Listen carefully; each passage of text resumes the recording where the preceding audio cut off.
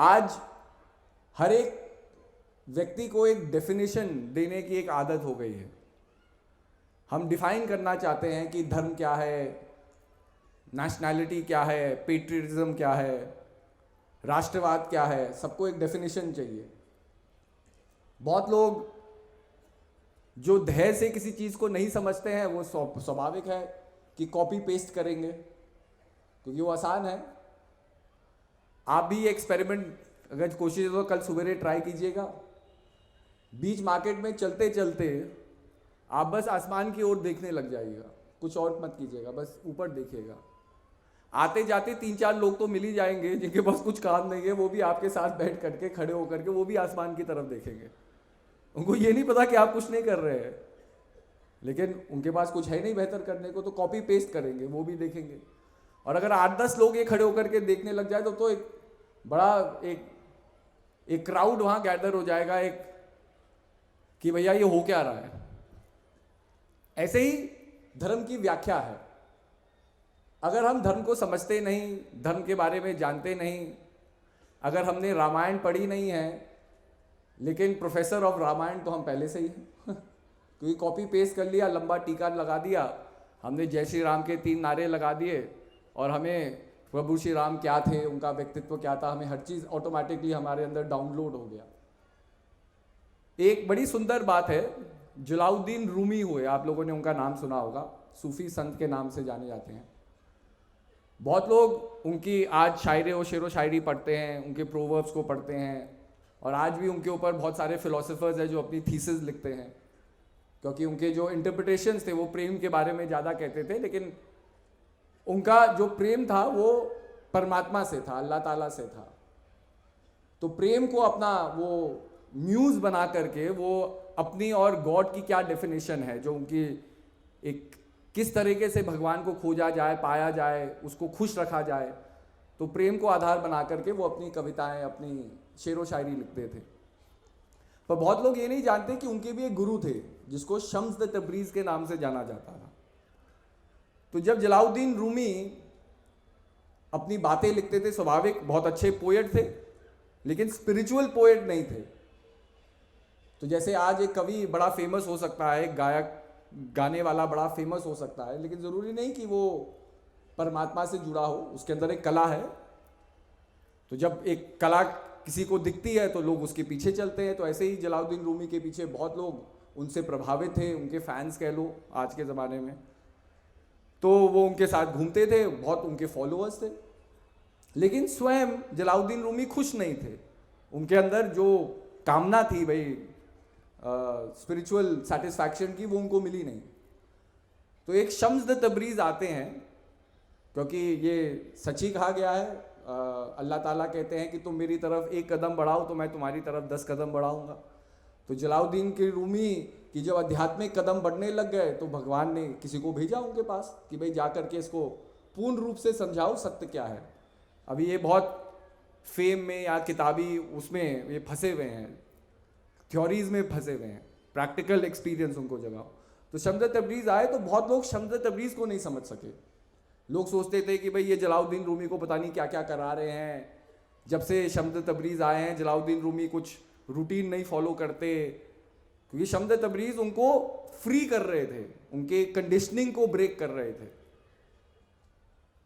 तो एक इंसिडेंट आता है जब शम्स तबरीज समझाना चाहते हैं कि वो किस लिए आए हैं, कि सच्चा जो प्रेम है अल्लाह ताला के लिए वो कैसा होता है। तो एक क्वेश्चन पूछते हैं, एक मौलवी होते हैं, उनसे तर्क कर रहे होते हैं। तो मौलवी बार बार कह रहे थे कि जी जो लिखा है वही सत्य है, उसके ऊपर ही हमें चलना है। जैसे आपको कोई पंडित जी भी मिल जाएंगे, वो भी मतलब रैंक तो एक ही है, शब्द बदल रहे हैं, मतलब एक्सप्रेशन एक ही है, भाव एक ही है, लेकिन एक्सप्रेशन बदल रहे हैं। वो भी कहेंगे जो लिखा है वही सत्य है, उसके ऊपर ही चलो। मतलब वो फिक्सेटेड कर देते हैं कि अगर ये नहीं करोगे तो भगवान नहीं मिलेंगे। जैसे भगवान उनकी जेब में है कि वो जहाँ आप कहोगे वही भगवान जाएंगे। तो कहने का अभिप्राय कि वो ये कहते हैं कि 3 व्यक्ति एक गुरु को सुनने के लिए जाते हैं, एक सर्मन, एक प्रीचर को सुनने के लिए जाते हैं, और वो व्यक्ति वार्तालाप कर रहे हैं, बोल रहे हैं, 3 लोग बैठे हुए, तीनों दोस्त हैं। एक व्यक्ति के मन के अंदर कोई प्रश्न आता है तो वो स्पीकर को टोक देते हैं और अपना प्रश्न रखते हैं। अब स्वाभाविक है, एक प्रक्रिया हो रही है, आप किसी प्रक्रिया को रोकेंगे तो उसको हम कहेंगे कि जी ये रूड होता है या औपचारिकता के व्यवहारिकता में नहीं आता है। दूसरा व्यक्ति अपने दोस्त को टोकता है कि भाई तुम कैसे अजीब आदमी हो, वो बोल रहे हैं और तुम बीच बीच में उनने अपनी बात खत्म नहीं की और तुम उनको टोक रहे हो। तीसरा व्यक्ति वहां बैठा हुआ है, वो मनी मन ये सोच रहा है कि ये दोनों तो कितने गधे हैं, ये दोनों बातें कर रहे हैं, हम इतने आध्यात्मिक माहौल में आए हैं, यहाँ तो भगवान से जुड़ना चाहिए और ये दोनों आर्ग्यू करने में लगे, मतलब उसने टोका, इसने कहा, पर मैं तो ठीक हूं क्योंकि मैं चुपचाप हूं। लेकिन वास्तविक रूप से जाए कि जैसे ही डिस्ट्रैक्शन हुई, तीनों लोग अपनी माया में, अपने मन की माया में डिस्ट्रैक्टेड हो गए। एक आदमी के अंदर अहंकार था तो उसने कहा कि नहीं, ये प्रश्न, ये बात मुझे खटक नहीं रही है तो उसका तुरंत मुझे तर्क करना है। उसके अंदर अहंकार था तो वो उसने उस माहौल को तोड़ दिया अपनी बात रख करके। दूसरा व्यक्ति अगर वो सच्ची भक्ति के लिए था तो उसे रिएक्ट नहीं करना चाहिए था, क्योंकि हमारे इंटरफेरेंस से अब वो ये समझाने की दूसरे व्यक्ति को कोशिश कर रहा है कि जो तूने किया वो गलत है क्योंकि जो मैं कह रहा हूं वो सही है। तो एक तरह से वो भी डिस्कनेक्ट हो गया उस माहौल से, क्योंकि वो भी अपने दोस्त से आर्ग्यू कर रहा है। अब तीसरे व्यक्ति ने शब्दों का उपयोग नहीं किया, लेकिन वो अपने मन से डिस्कनेक्ट हो गया, क्योंकि वो मन ही मन, इंस्टेड ऑफ फोकसिंग कि वो प्रीचर क्या कह रहा है, जिस जगह पे आप आए हो, जिस मकसद को पूरा करने के लिए आए हो, आप उस मकसद से हट करके अगर मनी मन किसी और चीज के बारे में सोच रहे हो कि ये देखो मेरे दोस्त कैसे हैं, तो आप भगवान के बारे में तो नहीं सोच रहे, आप तो दोनों की दोस्त की लड़ाई के बारे में सोच रहे हो। तो आपने शब्दों का उपयोग नहीं किया, लेकिन वो तीसरा व्यक्ति भी डिस्कनेक्ट हो गया। अब बताओ कि अगर तीनों व्यक्ति डिस्कनेक्टेड हैं तो वो तीनों व्यक्ति क्या समझेंगे और आगे जाकर के क्या समझाएंगे। तो शम्स तबरीज अपने अनुवाद में और इस विवाद में ये समझाना चाहते हैं कि भगवान का जो एक्सपीरियंस है, अल्लाह ताला का जो दीदार है, वो एक पर्सनल एक्सपीरियंस है। वो किसी का मोहताज नहीं है कि आपने ये किया है तभी भगवान मिलेंगे, आपने टीका लगाया या चोटी पहनी है या आपने ताबीज पहना है तभी आपका दीदार होगा, नहीं तो अगर ये सब चीजें नहीं करेंगे तो नहीं होगा। और सबसे बड़ी बात जो वो समझाना चाहते हैं कि कोई और व्यक्ति किसी को भी बता नहीं सकता कि क्या करना है, क्योंकि जो सबसे, जैसे बाइबल में भी वर्णन आता है 7 सिंस का, कि 7 पाप है जो आदमी को नहीं करने चाहिए। और अगर आदमी 7 पापों में से किसी भी पाप की आदत डालता है, उसमें ग्लटनी है, जैसे खाना ज़्यादा खाना, मतलब खाने के प्रति एकदम मोह रखना, फिर मतलब किसी को मार देना, झूठ बोलना, ऐसे अलग अलग सिंस है। लेकिन जो सबसे, जो ये फिलोसफिकल डिबेट्स में आता है कि डेविल का फेवरेट सिन है वैनिटी। वैनिटी क्या है कि एक आदमी जीवन में कुछ पाना चाहता है, जब उस चीज को पा लेता है तो उसे गर्व हो जाता है उस चीज के ऊपर, कह रहे देखो मैंने ये किया है, मैंने वो किया है। और जैसे जैसे जीवन अग्रसर होता है, स्वाभाविक है कि जब उसने अपना साधारण जीवन शुरू किया और अब वो साधारण व्यक्ति नहीं है, अब वो बहुत बड़ा व्यक्ति हो गया, लेकिन वो भूल जाता है कि एक समय वो भी एक साधारण व्यक्ति था, उसकी भी साधारण परेशानियां थी, उसके भी साधारण चैलेंजेस थे। लेकिन वैनिटी क्या है कि सेल्फ इल्यूजन है कि हम अपने आप को इतना बड़ा मान लेते हैं अपनी दुनिया में कि फिर हम सोचने लगते हैं कि मैं बताऊंगा कि सही क्या है गलत क्या है, और हम अपनी ह्यूमैनिटी से डिस्कनेक्ट हो जाते हैं। फिर आदमी अहंकार में, क्रोध में, अभिमान में, लोभ में आकर के ही अपने निर्णय लेगा। लेकिन वो ये अपने दिमाग में सोच रहा है कि वो सही कर रहा है, क्योंकि उसने इतना काम किया है, उसने इतना पैसा कमाया है, वो इतना बड़ा आदमी हो गया, उसका इतना बड़ा नाम हो गया, तो ये उसका राइट है कि वो लोगों को बताए कि जीवन को कैसा जीना चाहिए। तो इसको वैनिटी कहा जाता है। तो वैनिटी डेविल का फेवरेट, जो शैतान है उसका सबसे फेवरेट सिन है कि आदमी के अहंकार को इतना प्रबल कर दो कि आदमी अपने अहंकार के अंदर ही खो जाए। और यही चीज है जो धर्म को एक तरीके से धूमिल करती है। आप देख लीजिए, आप ह्यूमन हिस्ट्री को टटोलिए, ऐसा तो है नहीं कि पुरानी सभ्यताएं नहीं है। आप मिस्र चले जाइए, 7000 साल पहले लोगों ने वहाँ पिरामिड्स बनाए। आप बताइए 7,000 साल पहले, अगर हम कल्पना करें 7,000 साल पहले कि आदमी कैसे रहता होगा, क्या उसके पास साधन होंगे, तो उस समय उनके पास हेलीकॉप्टर, प्लेन, ट्रक, ये सब चीज़ें तो थी नहीं। लेकिन आप पिरामिड को जाकर के देखिए, इतने बड़े बड़े भारी पत्थर एक दूसरे के ऊपर लगाना, तो आदमी सोचता है कि भाई कितनी एडवांस सिविलाइजेशन होगी। ऐसे आप चीन में चले जाइए, हमारी अपनी वैदिक संस्कृतियां हैं जो इतनी पुरानी है, जिन्होंने महानगरों की स्थापना की, जहाँ सैनिटेशन था, ड्रेनेज सिस्टम था। आज भी लोग शहर बनाते हैं तो वैसे सिस्टम्स को इन प्लेस नहीं कर सकते। धीरे धीरे जैसी जैसी आबादी बढ़ती है तब धीरे धीरे वो फैसिलिटीज़ हमें मिलती है आज के आधुनिक युग में, लेकिन वहाँ सारी फैसिलिटीज़ थी। तो ये है कि कभी कभी धर्म के अंदर भी वैनिटी है, धर्म के अंदर भी अहंकार है। और सदियों काल से जो लड़ाइयाँ लड़ी जा रही है, वो अगर देखो कि धर्म की लड़ाइयाँ नहीं लड़ी जा रही, वो अहंकारी लोग हैं जो आपस में लोगों को लड़ा रहे हैं केवल अपनी अहंकार की पूर्ति के लिए। इसलिए धर्म लड़ना नहीं सिखाता, लेकिन आज भी धर्म के नाम पर लड़ाइयाँ हो रही। भगवान एक है, लेकिन भगवान का एक नाम नहीं है, सब उसको अलग अलग नाम से पुकारते हैं। तो ये कहने का अभिप्राय है कि ध्येय में, एसेंस में हमें समझना है। तो किसी का बहुत सुंदर अनुवाद है, आज प्रभु श्री राम के नाम के ऊपर भी लड़ाई हो रही है, एक दूसरी लड़ाई छिड़ी है। लेकिन राम अर्थ क्या है, शब्द का अर्थ क्या है? सबसे पहली चीज है कि अगर मैं एक शब्द का प्रयोग कर रहा हूं और जिस चीज को मैं बताना चाहता हूं, शब्द और वो चीज एक नहीं हो सकते। किस तरीके से?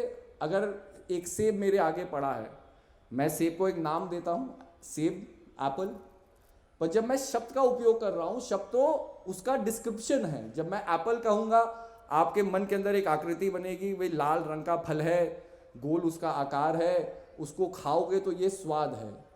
तो मेरे शब्दों ने एक मेमोरी को ट्रिगर किया है। अब वो मेमोरी आपके अंदर अलग हो सकती है। जो कश्मीर से आता होगा उसके मन के अंदर जो चित्र आ रहा है वो कश्मीरी एप्पल का आ रहा है, जो छोटे साइज का होता है। कोई हिमाचल वाला होगा, उसकी आकृति अलग होगी। हम प्लेन्स में देखते हैं, उसकी आकृति अलग होगी। जो शहरों में रहते हैं उनको इतना बड़ा एप्पल मिलेगा, लेकिन उसमें कोई स्वाद नहीं होता, तो वो अनप्लेजेंट मेमोरी होगी, क्योंकि आपने खाया, उसका कुछ स्वाद ही नहीं था, बेस्वाद फल है। तो जो आदमी जिस परिस्थिति में रह रहा है, जिसने उस चीज का अनुभव किया है, मेरा शब्द तो एक एक्सपीरियंस को जनरेट कर रहा है, पर वो एक्सपीरियंस सेम थोड़ी है। आपका अलग अलग, आपने अलग अलग एप्पल खाए होंगे, अलग अलग मेमोरीज है, अलग अलग स्वाद है। तो एक एप्पल शब्द सबके एक्सपीरियंस को एक कर ही नहीं सकता। ऐसे ही प्रभु राम जब जन्मे तो प्रभु राम का जन्म हुआ, वो एक नाम का जन्म हुआ, एक पर्सनालिटी का जन्म हुआ। लेकिन राम जो तत्व है, जो स्पिरिचुअल एसेंस है, उसको आज समझने की जरूरत है, क्योंकि धर्म किसी व्यक्तित्व से नहीं जुड़ता है। जैसे विदेश में लोग कहते हैं कि जी ईसा मसीह जन्मे तब क्रिश्चियनिटी का शुरुआत हुआ, तो इसका मतलब क्रिश्चियनिटी से पहले कोई भगवान नहीं थे, या बाइबल लिखने से पहले भगवान नहीं थे। कहने का अभिप्राय है ना, मतलब अगर भगवान अजर अमर अविनाशी है, तो इससे पहले कि हमने जानने की चेष्टा भी की, भगवान थे। आज तो हम चेष्टा करके समझ रहे हैं कि भाई ये इन्फिनाइट कॉस्मोस है, इसको हम एक डेफिनेशन दे रहे हैं। लेकिन अगर हम डेफिनेशन नहीं भी देंगे तो क्रिएशन तो एग्जिस्ट करेगी ना, इरिस्पेक्टिव। अगर हम दिन में तारे नहीं देख सकते, इसका मतलब थोड़ी कि तारे नहीं है, तारे हैं, बस ये है कि हमारी विजिबिलिटी नहीं है, हम देख नहीं सकते, ये हमारी लैक ऑफ कैपेबिलिटी है। तो भगवान राम का जन्म होता है अयोध्या में, उनकी माता होती है कौशल्या, पिता होते हैं दशरथ। अब स्पिरिचुअल सिग्निफिकेंस इन चीजों का क्या है कि हम सबके जीवन में एक आत्म तत्व है जो प्योर है, जो परफेक्ट वाइब्रेशन है, जिसको हम राम तत्व कहते हैं, जिसे हम आत्मा कहते हैं, चैतन्य कहते हैं। अब ये चैतन्य हमारे जीवन में आई है कैसे, और चैतन्य को हम कैसे जानेंगे, राम को कैसे जानेंगे? तो सबसे पहले अपने जीवन को अयोध्या जैसे बनाना होगा, अर्थात अयोध्या जहां युद्ध ना हो, अयुद्ध, नो वॉर। नो वॉर का मतलब जहां फ्रिकल माइंडेडनेस नहीं है, जहां द्वैत नहीं है, जहां सिंगुलरिटी एग्जिस्ट करती है, वो अयोध्या है। लेकिन हमारे जीवन में ड्युअलिटी है, हम ये करें ना करें, हम सत्संग में जाए नहीं जाए, हम नाम का सुमिरन करें नहीं करें, ये ड्युअलिटी है। मन में समर्पण नहीं है, सिंगुलरिटी नहीं है। तो जब तक मन भागेगा, विचलित होगा संसार में, हम अपने राम तत्व को अपने अंदर नहीं जन्मा सकते, उसका एक्सपीरियंस नहीं कर सकते। लेकिन हमारा जीवन अयोध्या कैसे बनेगा? जब अपनी दसों इंद्रियां का, 10 रथ, 10 इंद्रियाओं का आप कौशलता पूर्वक, मतलब कौशल्यापूर्वक आप उसका उपयोग करेंगे, इन्वेस्टिगेट करेंगे, मुझे ये शरीर मिला है, मुझे ये इंद्रिया मिली है, किसके लिए मिली। और जब धीरे धीरे से अपने जीवन में आप अनुसर करते हैं, बार बार अपने राम तत्व की खोज के लिए अपनी इंद्रियाओं को फोकस करते हैं, तो इवेंचुअलिटी जब मन और प्राण एक होते हैं, जब राम और सीता का मिलन होता है, तो it is the complete cycle of life. लेकिन क्या होता है कि कभी ये मन संसार की वासनाओं से विचलित होता है। जैसे माँ सीता थी, अब आप बताइए माँ सीता अपने आप में कितनी निपुण थी। अगर आप उनके इतिहास को पढ़ेंगे तो भाई उन्होंने तो जो गांडीव शिव जी का धनुष था, जिसको कोई नहीं उठा सकता था, जिसको स्वयं परशुराम जी इस्तेमाल किया करते थे, सीता बचपन में उससे खेला करती थी। तो आप बताइए, मतलब एक डेफिनेशन दिखाई जा रहा है कि सीता किसी उस जमाने के पुरुष से कम नहीं थी, चाहे वो धनुर्विद्या हो, चाहे पॉलिटिकल डिबेट हो, चाहे कोई भी चीज़ हो, चाहे उस समय जो राजतंत्र में जो चीज़ सीखना होगा आपको, जो पॉलिटिकल एजुकेशन होगी, वो माँ सीता के पास थी।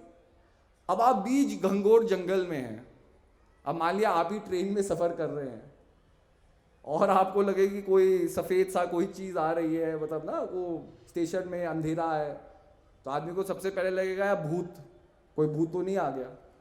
फिर आदमी काउंटर करता है, अरे भूत थोड़ी होता है, कुछ लाइट होगी, भय तो आएगा।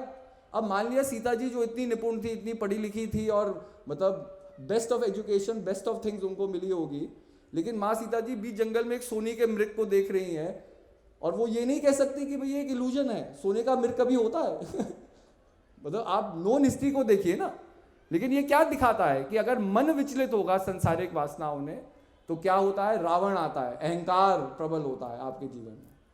अब जब अहंकार प्रबल होता है तो क्या होता है कि माँ सीता का अपहरण होता है। राम भी है, आपका चैतन्य भी है, लेकिन आप अपने चैतन्य से अपरिचित है, मन वासनाओं में घूम रहा है, तो आप प्रभु राम की तरह संसार में भटक रहे हैं। जैसे राम व्याकुल हो जाते हैं ना, कि मतलब क्या करना है, सीता सीता करके चलाते हैं। और फिर क्या होता है, प्रभु राम जी को जो मिलाने वाले हैं, जो सीता माता को ढूंढते हैं, वो कौन है? हनुमान।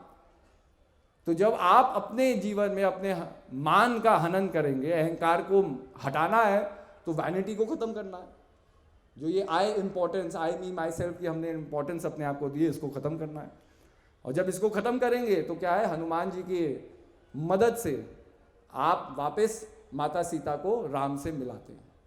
तो कहने का अभिप्राय है कि ठीक है, हम तर्क कर ले, हम धर्म के नाम पर लड़ाइयाँ लड़ ले, हम झंडे गाड़ दें, लेकिन अगर हमने एसेंस को नहीं समझा, तो आने वाले समय में अगर हम कहते हैं कि भाई भारत का निर्माण हो, भारत आगे बढ़े, तो जैसे गुरु महाराज जी कल भी बता रहे थे कि ये सबसे पहले कैसे होगा?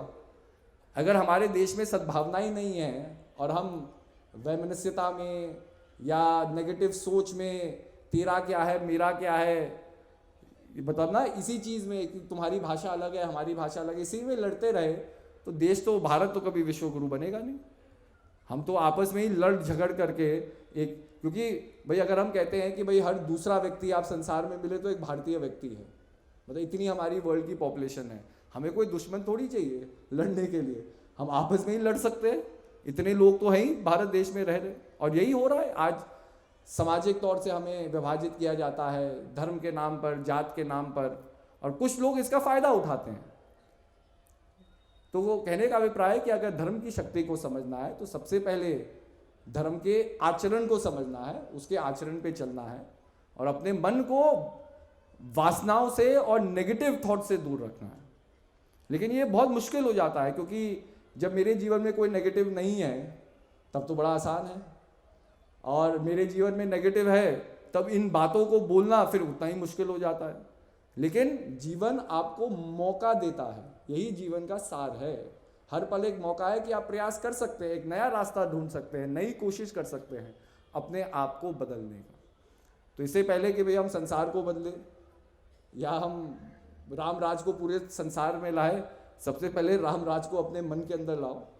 जब मन संयम है तो चीज़ें अपने आप संसार में होंगी। ये हमारे टीका लगाने से ये नहीं कि समाज की वासनाएं बदल जाएगी, या जो समाज में जो आज भाई मुझे तो लगता है कि रावण से बड़ा राक्षस तो क्लाइमेट चेंज है।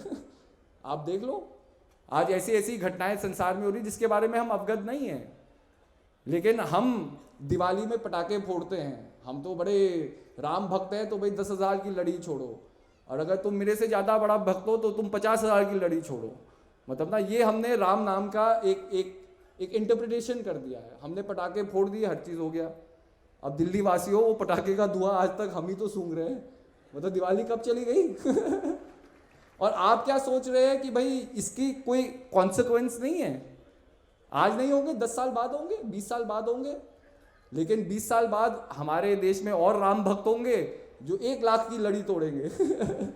मतलब ना, वो और बढ़ जाएगा। मतलब देशभक्ति ऐसी उसमें बढ़ रही है कि भाई पटाखे जलाने से हम राम भक्त हो रहे हैं, तो दिवाली मनाते रहो, जलाते रहो। हम ये नहीं कह रहे दिवाली ना बनाओ।